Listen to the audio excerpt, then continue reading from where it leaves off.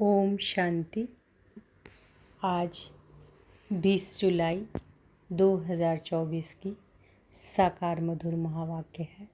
आज के मधुर महावाक्य में बाबा बोले, मीठे बच्चे, माया रावण के संग में आकर तुम भटक गए। पवित्र पौधे अपवित्र बन गए।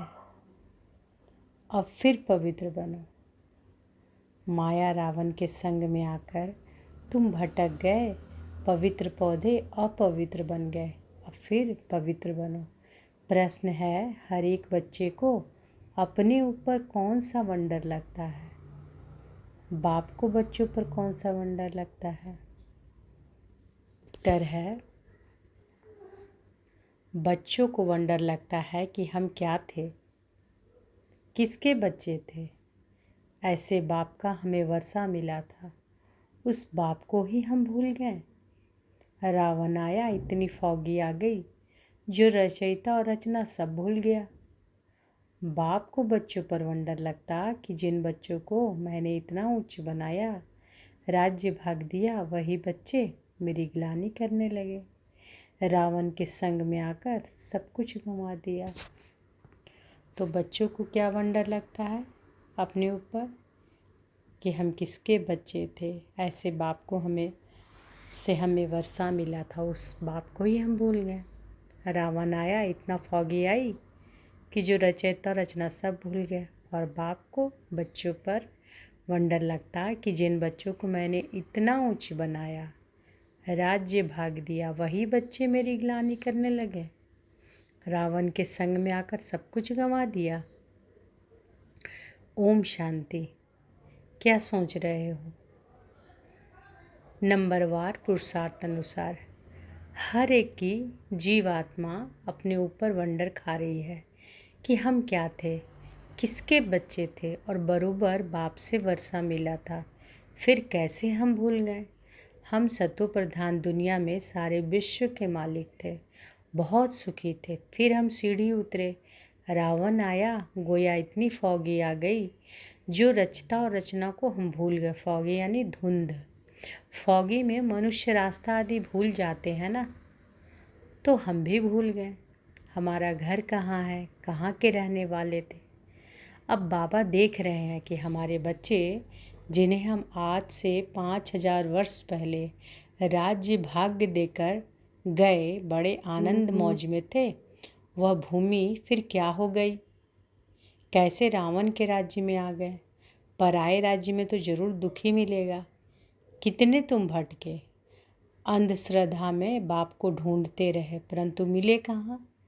जिसको पत्थर ठिक्कर में डाल दिया तो मिलेगा फिर कैसे। आधा कल्प तुम भटक भटक कर जैसे फां हो गए हो। अपने ही अज्ञान के कारण रावण राज्य में तुमने कितना दुख उठाया। भारत भक्ति मार्ग में कितना गरीब बन गया है। बाप बच्चों की तरफ देखते हैं तो ख्याल होता है कि भक्ति मार्ग में कितने भटके हैं, कितना भटके हैं। आधा कल्प भक्ति की है, किस लिए? आधा कल्प भक्ति की किस लिए? भगवान से मिलने के लिए। भक्ति के बाद ही भगवान फल देते हैं। क्या देते हैं वह तो कोई जानते नहीं, बिल्कुल बुद्धू बन गए हैं। यह सब बातें बुद्धि में आनी चाहिए कि हम क्या थे, फिर कैसे राज्य भाग्य करते थे, फिर कैसे सीढ़ी नीचे उतरते उतरते रावण के जंजीरों में बंधते गए। अपरम्पार दुख थे। पहले पहले तुम अपरम्पार सुख में थे, तो दिल में आना चाहिए कि अपने राज्य में कितना सुख था, फिर पराए राज्य में कितना दुख उठाया। जैसे वो लोग समझते हैं कि अंग्रेजों के राज्य में हमने दुख उठाया, अब तुम बैठे हो, अंदर में यह ख्याल आना चाहिए कि हम कौन थे, किसके बच्चे थे। बाप ने हमको सारे विश्व का राज्य दिया, फिर कैसे हम रावण राज्य में जकड़ गए। कितने दुख देखे, कितने गंदे कर्म किए। सृष्टि दिन प्रतिदिन गिरती ही गई है। मनुष्यों के संस्कार दिन प्रतिदिन क्रिमिनल होते गए हैं। तो बच्चों को स्मृति में आनी चाहिए। बाप देखते हैं कि यह पवित्र पौधे थे, जिसको राज्य भाग दिया, वह फिर मेरे ऑक्यूपेशन को ही भूल गए। अब फिर तुम तमो प्रधान से सतो प्रधान बनना चाहते हो, तो मुझ बाप को याद करो तो सब पाप कट जाएं। तो बाबा क्या कह रहे हैं कि फिर तमो प्रधान से सतो प्रधान अगर बनना चाहते हो तो बाबा को याद करो तो सब पाप कट जाएंगे, परंतु याद भी नहीं कर सकते। घड़ी घड़ी कहते हैं कि बाबा हम भूल जाते हैं। अरे तुम याद नहीं करेंगे तो पाप कैसे कटेंगे? एक तो तुम विकारों में गिर पतित बने और दूसरा फिर बाप को गाली देने लगे। माया के संग में तुम इतना गिर पड़े, जो जिसने तुमको आसमान में चढ़ाया उसको टिक कर भीतर में ले गए। माया के संग में तुमने ऐसा काम किया है। बुद्धि में आना चाहिए ना, एकदम पत्थर बुद्धि तो नहीं बनना चाहिए। बाप रोज रोज कहते हैं कि मैं फर्स्ट क्लास पॉइंट तुमको सुनाता हूँ। जैसे बॉम्बे में संगठन हुआ तो उसमें बतला सकते हैं कि बाप कहते हैं कि हे भारतवासियों, तुमको हमने राज्य भाग दिया, तुम देवताएं हेवन में थे, फिर तुम रावण राज्य में कैसे आए? यह भी ड्रामा में पार्ट है। तुम रचता और रचना के आदि मध्य अंत को समझो, तब उच्च पद पा सको, और मेरे को याद करो तो तुम्हारे विकर्म विनाश हो। यहाँ भल सब बैठे हैं, फिर भी किसी की बुद्धि कहाँ है? बुद्धि में आना चाहिए कि हम कहाँ थे। अब हम पराए रावण राज्य में आकर पड़े हैं तो कितने दुखी हुए हैं। हम शिवालय में तो बहुत सुखी थे, अब बाप आए हैं विश्यालय से निकालने तो भी निकलते ही नहीं। बाप कहते हैं कि तुम शिवालय चलेंगे, फिर वहाँ यह विष नहीं मिलेगा, यहाँ का गंदा खान पान नहीं मिलेगा। यह तो विश्व के मालिक थे ना, फिर यह कहाँ गए? फिर से अपना राज्य भाग ले रहे हैं। कितना सहज है। यह तो बाप समझाते हैं कि सब सर्विसेबल नहीं होंगे, नंबरवार राजधानी स्थापन करनी है, जैसे 5000 वर्ष पहले की थी। सतो प्रधान बनना है। बाप कहते हैं कि यह है तमो प्रधान पुरानी दुनिया। एक्यूरेट पुरानी जब होगी तब तो बाप आएंगे ना। बाप बिगड़ तो कोई समझा ना सके। भगवान इस रथ द्वारा हमको पढ़ा रहे हैं। यह याद रहे तो भी बुद्धि में ज्ञान हो, फिर औरों को बताकर आप समान भी बनाए। बाप समझाते हैं पहले तो तुम्हारे क्रिमिनल कैरेक्टर्स थे जो मुश्किल सुधरते हैं। आँखों की क्रिमिनलिटी निकलती नहीं है, एक तो काम की क्रिमिनलिटी वह मुश्किल छूटती है, फिर साथ में 5 विकार हैं। क्रोध की क्रिमिनलिटी भी कितनी है, बैठे बैठे भूत आ जाता है, यह भी क्रिमिनलिटी हुई। सिविलाइज तो हुए नहीं, नतीजा क्या हुआ? 100 गुना पाप चढ़ जाएगा। घड़ी घड़ी क्रोध करते रहेंगे। बाप समझाते हैं कि तुम अभी रावण राज्य में तो नहीं हो ना, तुम तो ईश्वर के पास बैठे हुए हो, तो इन विकारों से छूटने की प्रतिज्ञा करनी है। बाप कहते हैं कि अब मुझे याद करो, क्रोध मत करो। 5 विकार तुमको आधा कल्प गिराते आया है। सबसे ऊंची भी तुम थे, सबसे जास्ती गिरे भी तुम हो। इन 5 भूतों ने तुमको गिराया है। अब शिवालय में जाने के लिए इन विकारों को निकालना है। इस विश्यालय से दिल हटाते रहो, बाप को याद करो तो अंतमति सुगति हो जाएगी, तुम घर में पहुंच जाएंगे और कोई यह रास्ता बता नहीं सकते। भगवान उवाच, मैंने तो कभी भी कहा ही नहीं कि मैं सर्वव्यापी हूँ। मैंने तो राजयोग सिखाया और कहा कि तुमको विश्व का मालिक बनाता हूँ, फिर वहाँ तो इस नॉलेज की दरकार ही नहीं रहती। मनुष्य देवता बन जाते हैं, तुम वर्षा पा लेते हो। इसमें हठ योग आदि की बात नहीं। अपने को आत्मा समझो। अपने को शरीर क्यों समझते हो? शरीर समझने से फिर ज्ञान उठा नहीं सकते। यह भी भावी तुम समझते हो कि हम रावण राज्य में थे, अब राम राज्य में जाने के लिए पुरुषार्थ कर रहे हैं। अभी हम पुरुषोत्तम संगम युग वासी हैं। अभी हम पुरुषोत्तम संगम युगवासी हैं। भल गृहस्थ में रहो, इतने सब यहाँ कहाँ रहेंगे? ब्राह्मण बनकर सब यहाँ ब्रह्मा के पास भी नहीं रह सकते हैं। रहना भी अपने घर में है और बुद्धि से समझना है कि हम शूद्र नहीं, हम ब्राह्मण हैं। ब्राह्मणों की चोटी कितनी छोटी है, तो गृहस्थ में रहते शरीर निर्वाह लिए धंधा आदि। बाबा कहते हैं कि ब्राह्मणों की चोटी कितनी छोटी है, तो गृहस्थ में रहते शरीर निर्वाह लिए धंधा आदि करते सिर्फ बाप को याद करो। हम क्या थे, अब हम पराए राज्य में बैठे हैं। कितना हम दुखी थे, अब बाबा हमको फिर ले जाते हैं। तो गृहस्थ व्यवहार में रहते वह अवस्था जमानी है। शुरू में कितने बड़े बड़े झाड़ आए, फिर उनसे कोई रहा कोई बाकी चले गए। शुरू में कितने बड़े बड़े झाड़ आए, फिर उनसे कोई रहे बाकी चले गए। तुम्हारी बुद्धि में है कि हम अपने राज्य में थे, फिर अभी कहाँ आकर पड़े हैं, फिर अपने राज्य में जाते हैं। तुम लिखते हो, कहते हो बाबा फलाना बहुत अच्छा रेगुलर था, फिर आते नहीं आते हैं तो गोया बेकार में गिरे, फिर ज्ञान की धारणा हो न सके। उन्नति के बदले गिरते गिरते पाई पैसे का पद पालेंगे। कहाँ राजा कहाँ नीच पद। भल सुख तो वहाँ है ही, परंतु पुरुषार्थ किया जाता है उच्च पद पाने का।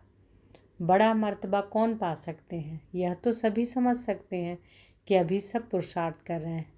किंग महेंद्र भोपाल के भी पुरुषार्थ कर रहा है। वह किंग तो पाई पैसे के हैं, वह तो सूर्यवंशी राजधानी में जाने वाला है।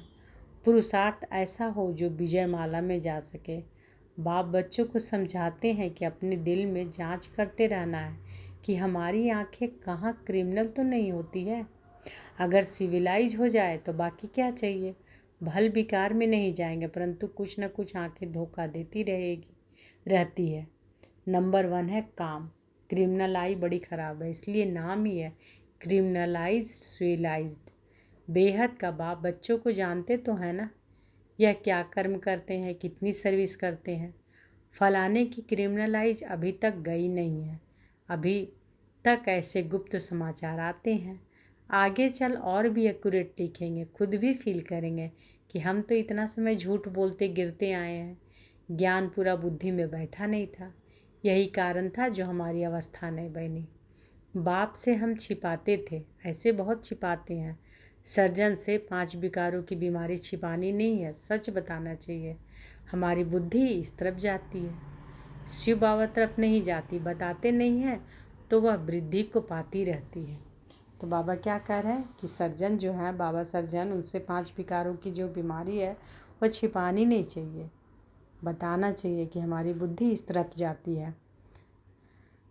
अगर बताते नहीं हैं तो वह वृद्धि को पाती रहती है। अब बाप समझाते हैं कि बच्चे देही अभिमानी बनो, अपने को आत्मा समझो, आत्मा भाई भाई है।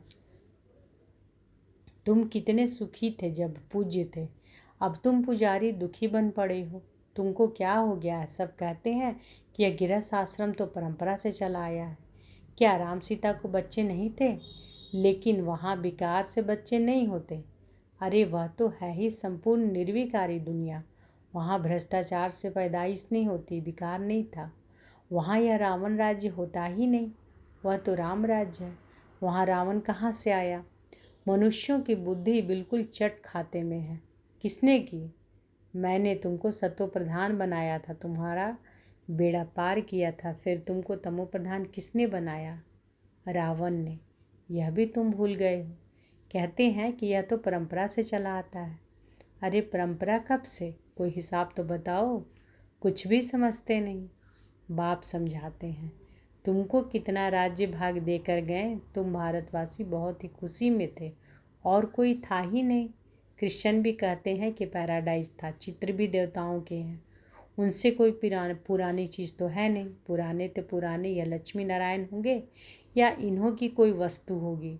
सबसे पुराने तो पुराना है श्री कृष्ण। नए से नया भी श्री कृष्ण था। पुराना क्यों कहते, क्योंकि पास्ट हो गया ना। तुम ही गोरे थे फिर सांवरे बने। सांवरे कृष्ण को भी देखकर बड़ा खुश होते हैं, झूले में भी सांवरे को झुलाएंगे। उनको क्या पता कि गोरा कब था। कृष्ण को कितना प्यार करते हैं, राधे ने क्या किया। बाप कहते हैं कि तुम यहाँ सत्य के संग में बैठे हो, बाहर कुसंग में जाने से फिर भूल जाते हो। माया बड़ी प्रबल है, गज को ग्राह हप कर लेते हैं। ऐसे भी हैं कि अभी भागे कि भागे, थोड़ा भी अपना अहंकार आने से और ही सत्यानाश कर लेते हैं। बेहद का बाप तो समझाते रहेंगे, इसमें फंक नहीं होना चाहिए। बाबा ने ऐसे क्यों कहा, हमारी इज्जत गई। अरे इज्जत तो रावण राज्य में चट हो ही गई है। देह अभिमान में आने से अपना ही नुकसान कर देंगे, पद भ्रष्ट हो पड़ेगा। क्रोध लोभ भी क्रिमिनल आई है। क्रोध और लोभ भी क्या है? क्रिमिनल आई। आँखों से चीज़ देखते हैं तब तो लोभ होता है। बाप आकर अपना बगीचा देखते हैं, किस किस किस्म के फूल हैं। यहाँ से जाकर फिर उस बगीचे में फूलों को देखते हैं। तो बाबा क्या कह रहे हैं कि बाबा आकर अपना बगीचा देखते हैं। क्या देखते हैं? किस किस किस किस्म के फूल हैं। यहाँ से जाकर फिर उस बगीचे में फूलों को देखते हैं।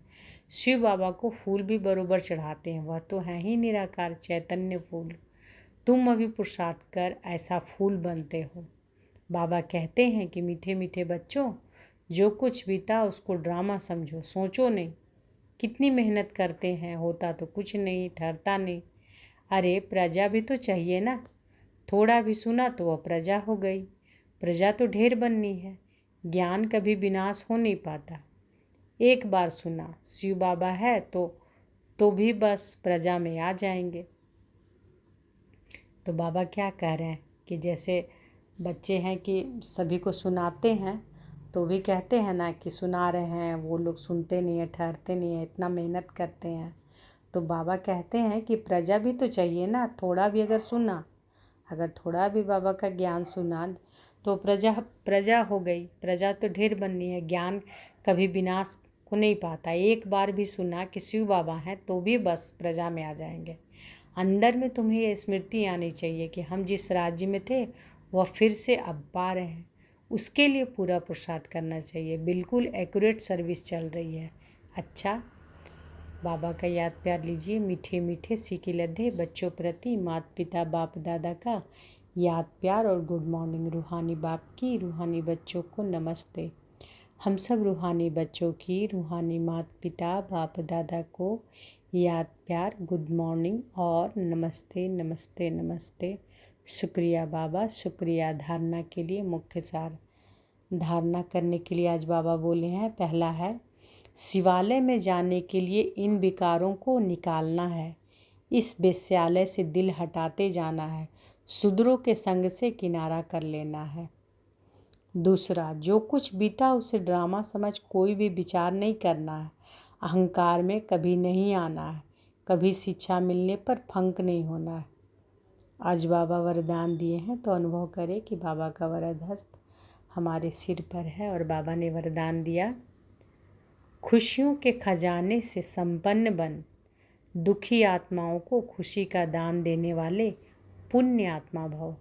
खुशियों के खजाने से संपन्न बन, दुखी आत्माओं को खुशी का दान देने वाले पुण्य आत्मा भव। इस समय दुनिया में हर समय का दुख है और आपके पास हर समय की खुशी है। तो दुखी आत्माओं को खुशी देना यह सबसे बड़े से बड़ा पुण्य है। दुनिया वाले खुशी के लिए कितना समय संपत्ति खर्च करते हैं और आपको सहज अविनाशी खुशी का खजाना मिल गया। अब सिर्फ जो मिला है उसे बांटते जाओ। बांटना माना बढ़ना। जो भी संबंध में आए वह अनुभव करे कि इनको कोई श्रेष्ठ प्राप्ति हुई है जिसकी खुशी है। तो सबको खुशी देना है।